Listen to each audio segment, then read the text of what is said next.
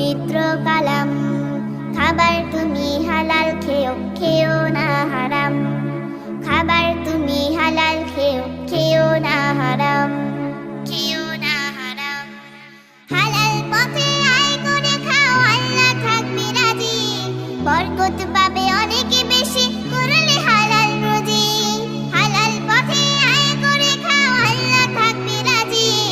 বরকত পাবে অনেক বেশি করলে হালাল রুজি।